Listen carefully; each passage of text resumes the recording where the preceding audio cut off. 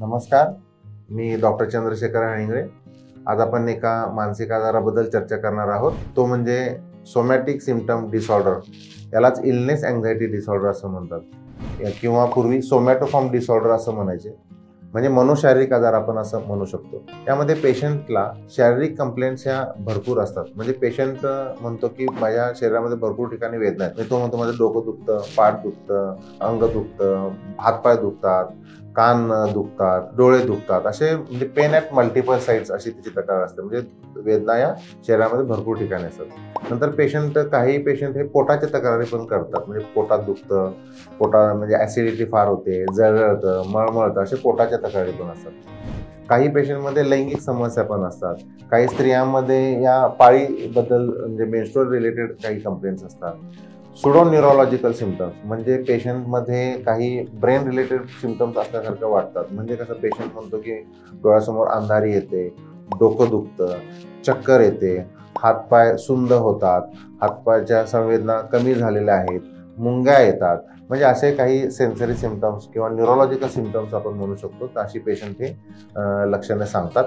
होतं काय की ही सर्व लक्षणं पेशंटमध्ये दिसतात आणि सर्व तपासण्या त्यांचे जनरल फिजिशियन असतील, लोकल डॉक्टर असतील, तर सर्व पेशंटच्या तपासण्या करतात, सर्व रिपोर्ट्स नॉर्मल निघतात आणि तरीही पेशंटमध्ये या तक्रारी शिल्लक राहतात। आणि सर्व रिपोर्ट्स नॉर्मल असल्यामुळे डॉक्टर त्यांना सांगतात की तुम्हाला काही झालेलं नाही।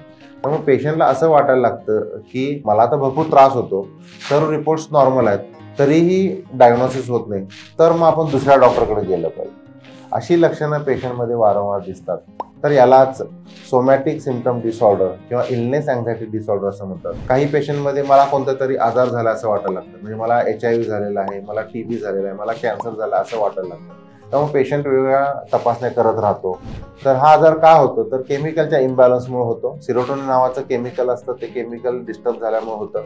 स्ट्रेसफुल जे सिच्युएशन्स आहेत घरामध्ये, भांडण, वाद, ॲक्सिडेंट, ट्रॉमा, निगेटिव्ह गोष्टी घडतात, त्याच्यामुळे होऊ शकतं। अनुवंशिकता हा पण एक कारण असू शकतं आणि कधी कधी काहीही कारण नाही हा आजार होऊ शकतो। त्याला ट्रीटमेंट कशी देऊ शकतो, तर औषधोपचार अवेलेबल आहेत। Anti depression, anti anxiety drugs आहेत, त्यांचा वापर आपण करू शकतो। काउन्सिलिंग आहे, REBT म्हणजे rational emotive behaviour therapy, cognitive behaviour therapy, वेगवेगळ्या टेक्निक्स आहेत काउन्सिलिंगच्या, त्याचा वापर करू शकतो। हिप्नोथेरपी म्हणजे स्वसंमोहन, योगा, प्राणायाम, मेडिटेशन, रिलॅक्सेशन टेक्निक्सचा वापर करून आपण याच्यातून बाहेर पडू शकतो। नवीन मॉडॅलिटी जी अवेलेबल आहे त्याला RTMS असं म्हणतात, रिपिटेटिव्ह ट्रान्सक्रॅनियल मॅग्नेटिक स्टिम्युलेशन। याच्यामध्ये पेशंटच्या जो मेंदूचा प्रीफ्रंटल कॉर्टेक्स म्हणजे पुढचा जो भाग आहे, याच्यामध्ये मॅग्नेटिक फील्ड तयार करून तिथल्या पेशींना, न्यूरॉनना आम्ही ॲक्टिवेट करतो, म्हणजे केमिकलची बॅलन्स जो डिस्टर्बन्स झाला केमिकलचा तो नॉर्मल होण्यास मदत होऊ शकते। तर या सर्व ट्रीटमेंट ऑप्शन्सना आपण हे सोमॅटोफॉर्म डिसऑर्डरचा इलाज करू शकतो। तर पुन्हा एकदा आपण भेटूया नवीन आजाराच्या माहितीसाठी। तोपर्यंत नमस्कार।